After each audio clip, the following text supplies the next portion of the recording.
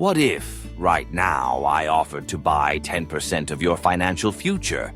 I'd write you a check today, and in return, you'd give me 1/10 of everything you ever earned. How much would you charge? Warren Buffett once posed this exact question, and his answer will fundamentally change how you see your own value. I'd like to talk to you about your financial future, and I want to start by posing a fascinating problem for you to think about. Imagine for just a second that as we were leaving here today, I came up to you and said, I would like to buy 10% of your financial future.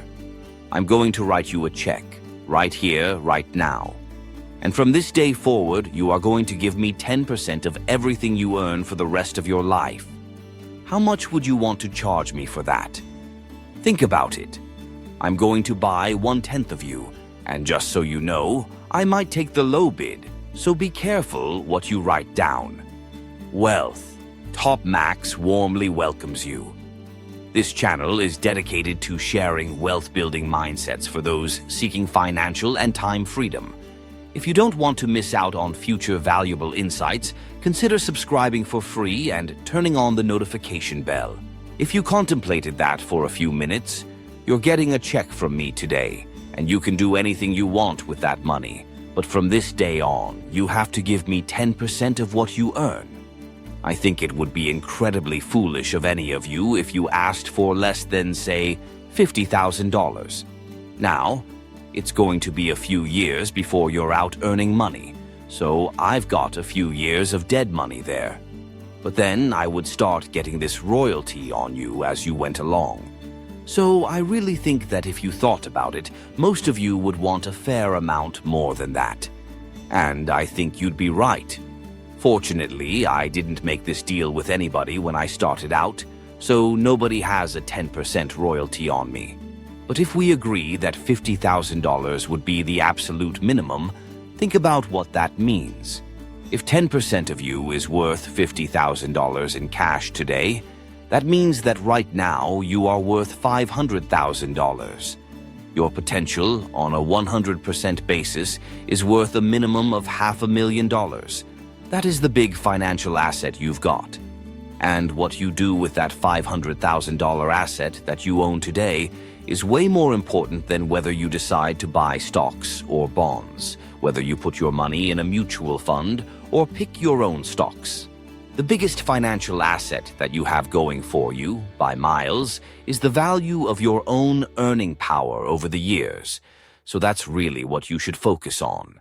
That means you should focus on you, because whether your 10% is worth $50,000 or $100,000 or $300,000, which would make the value of all of you $500,000 or $1 million or $3 million, whether it turns out to be one or the other is really dependent in a very large part on what you do in the next few years. All of you in this room have the brains and the energy to do extremely well in life. The real question is, how do you apply it? If you've got a 200 horsepower motor, do you get 200 horsepower out of it? Do you reach your full potential? Or do you only get 100 horsepower? Or maybe just 50? There are two main things that can hold you back from getting the full horsepower out of your engine, whatever it may be. And all of you have big enough engines. One of those is a lack of education. But that probably isn't going to happen to very many people in this room. If you didn't have a chance to get a decent education, it wouldn't matter what your potential was because you'd never unlock it. But the second thing, and it's equally as important, is the habits that you develop. When we hire people, we look for three qualities. We look for integrity, we look for intelligence, and we look for energy. But if they don't have the first one, integrity, the other two will kill you. Because if you're hiring somebody without integrity, you really want them to be dumb and lazy, don't you? The last thing in the world you want is for them to be smart and energetic. So smart and energetic only works when it's paired with integrity. You make your own decision on that. You can't easily change your IQ, or how far you can throw a football, or how high you can jump. But you can elect to have integrity that matches anybody else's. And if you match that with the intelligence and energy you already have, you will get an extraordinary result. And you'd be very foolish to sell me 10% of yourself for only $50,000. On the other hand, if you don't match it with that integrity, your potential will, in a significant part, go unused. Let me give you a simple test to apply when thinking about the kind of habits you want to develop. Because you can have any habits you want. You can be lazy or prompt. You can be late or on time. You can be honest or you can cut corners. You have all these choices and nobody else is going to make them for you. So I would suggest you play this little game. Think about the person you would most like to be in life. Maybe it's one of your contemporaries or someone a little older. Pick out the person you admire the most, the person you'd change places with if you could. And then write down why you admire them. Just put it on a piece of paper. Then figure out the person you would least like to change places with. Someone who really turns you off, who you find repulsive, and list the reasons why that person turns you off so much. Put those down on the other side of the paper. Now, look at that list. You'll find that everything on the left-hand side, the things you admire in other people, the qualities they bring to life, like cheerfulness, generosity, all kinds of things. You'll find those are things you can do yourself. It's very simple. You have to apply yourself, but the habits you form in doing that early on will carry you through life. And on the other hand, you'll find that the things that make people repulsive, selfishness, obnoxiousness, egotism, are things that no one has to have. If you find those in yourself, you can get rid of them, as long as you get rid of them early. All I suggest is that you write down a list of what you admire and what you find contemptible, and decide that the ones on the admired side are the ones you're going to acquire for yourself. And if you do that when you're young, it will carry you through the rest of your life. This doesn't work if you try to do it when you're 50 or 60. By then, the habits are too well formed. But if you do it early, behavior becomes habit. If you do that, 2 or 3 years from now, when you go through the same exercise, you'll find out the person you admire the most is yourself. Now I'll give you one other small piece of financial advice that's a corollary to this. As a general matter, avoid credit cards. Just forget about them. We're in businesses that issue credit cards and the public loves them. But if you start revolving debt on credit cards, you're going to be paying 18 or 20% interest. And you cannot make progress in your financial life going around borrowing money at 18 or 20%. You can make a lot of money by lending it out at that rate, but you don't want to be on the side of the equation that's always behind. I was lucky. I had saved about $10,000 by the time I got out of school. That $10,000 was really worth millions I might have earned later on, because it was my tool to work with. It was only because I was ahead of the game. If you're behind the game by $10,000 and paying 18 or 20% interest on it, you will never get out of it. My partner, Charlie Munger, says, "All I want to know is where I'm going to die, so I'll never go there." And that's true in financial matters as well. You want to figure out where you don't want to be ahead of time and avoid it. I get about a dozen letters a day from people having terrible problems, and it's usually for one of two reasons. One is catastrophic illness, which is just plain bad luck, and really only society can solve that. But the other reason is from people who have run up huge credit card debt. That problem is avoidable. Catastrophic illness is not, but credit card debt is something you bring on yourself. It's way easier to stay out of trouble than to get out of trouble financially. And I will guarantee you, if you run a big credit card debt, you will be in trouble probably for the rest of your life. On the other hand, if you get ahead of the game, even on a very modest scale, so that money is coming in from investing, and people or equities owe you money, you'll be way ahead of the game compared to always paying your creditors every month. So my advice to you is, if you can't pay for it, don't buy it. Get yourself in a position where you can pay for anything. Then a student asked a poignant question. How do you advise people who aren't going into high-paying career fields, like medicine, but instead into areas like the performing arts or music? It is true that a market system does not pay as well for some activities as might seem appropriate for their importance to society. Just take teaching, for example. What could be more important? Yet it doesn't pay well. And for many people, it's a fundamental choice.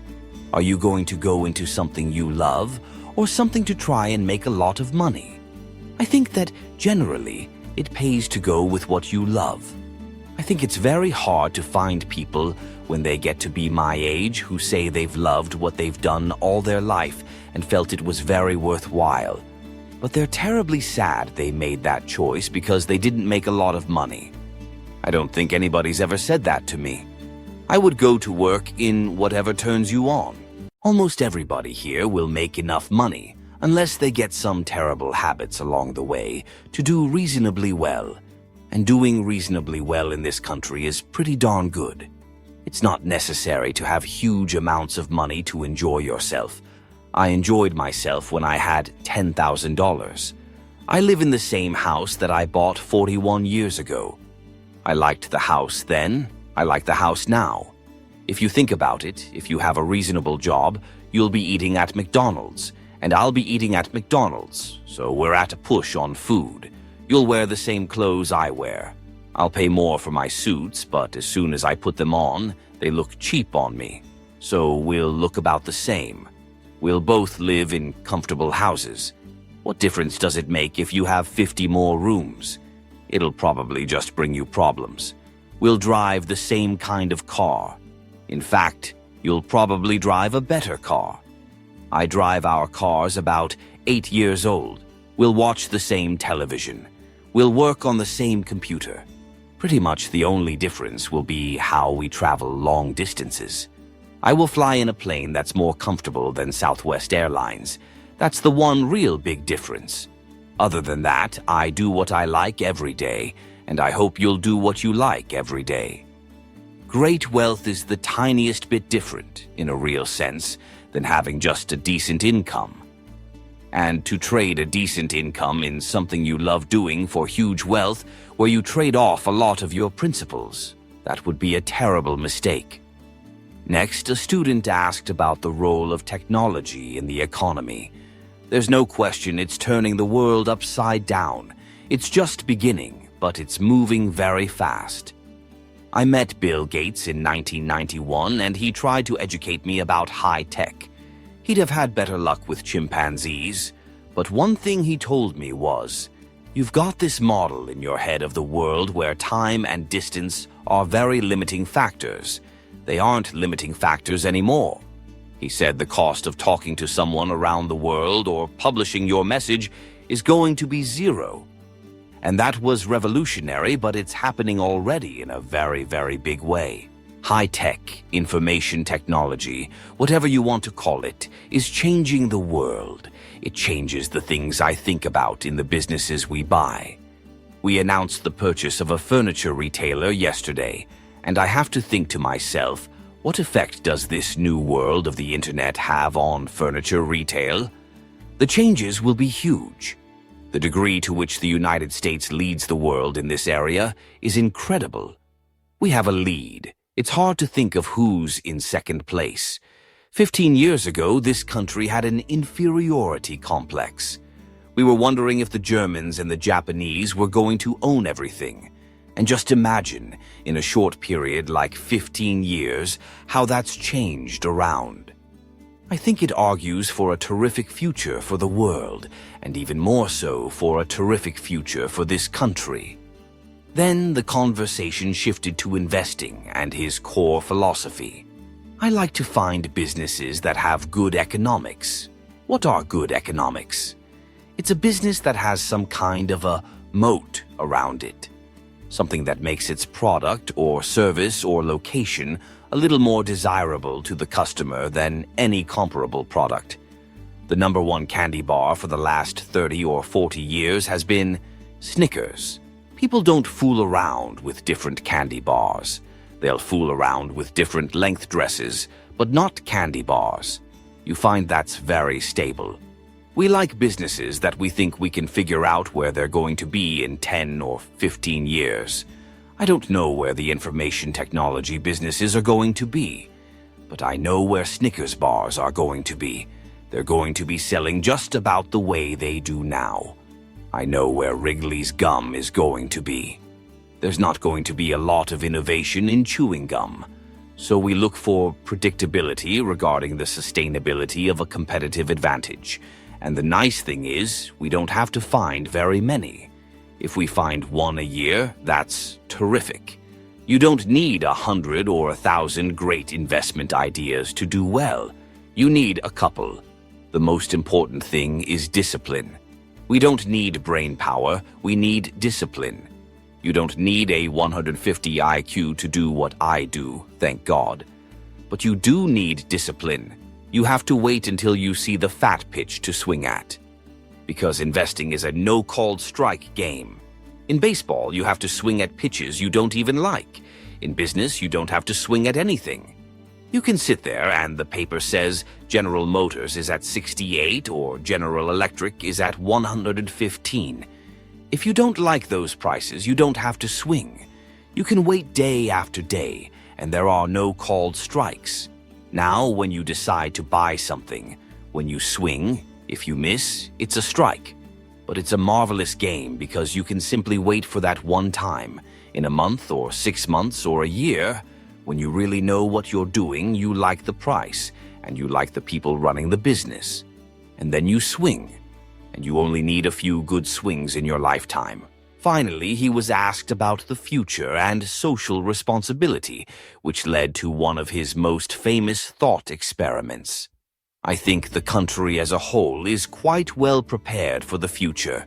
We have an enormously rich society, and it'll get richer. Now, everyone isn't going to participate in that equally, for all kinds of reasons. But we have a prosperous enough society to be able to take care of those people, and we should. I often pose this problem to people. Let's assume it's 24 hours before you're born, and a genie comes to you and says, I'm going to let you have an extraordinary opportunity. I'm going to let you design the world into which you're going to be born. You pick the political rules, the economic rules, the social rules. You design the world, and in 24 hours you'll be born into it, and that world will exist for your lifetime and your children's lifetime. And you, having heard these genie jokes before, would say, what's the catch? The genie says, well, it's a very slight catch. When you're born, you're going to emerge into this world you designed. But what you don't know is whether you're going to be born black or white, male or female, rich or poor, able-bodied or infirm, in the United States or Afghanistan. All you know is you're going to reach into this barrel, which now has 6 billion balls, representing every person in the world, and you're going to participate in what I call the ovarian lottery. You'll take one ball out, and that's you. Now, what kind of rules do you want to have for that society, not knowing which ball you're going to get? That, I put to you, is the way people should think about social policy. We should have a system that encourages the Jack Welches and the Bill Gateses of the world to work to their full potential, because that's how the standard of living moves forward. But you also want a system for the people who get the wrong ball. Somebody's going to get the ball that says 80 IQ or a crippling disease. We have a rich enough society that we can take care of those people, and I think this society will move more and more in that direction. Conclusion. Warren Buffett's message is as powerful today as it was when he first delivered it. His core lessons are timeless. First, your greatest financial asset is you, your own earning power and potential. Second, the habits you form, especially those of integrity and continuous self-improvement, are what will truly determine your success, far more than any raw talent. Third, you must avoid the trap of high-interest debt, which can derail your future before it even begins. And finally, you should build a life around what you love, Because true wealth is about far more than just money. By focusing on your own character and making sound, disciplined decisions, you are setting the foundation for a truly prosperous life. Thank you for watching. We hope this has provided you with a new perspective on your own financial future. Don't forget to subscribe for notifications, and we'll see you in the next video.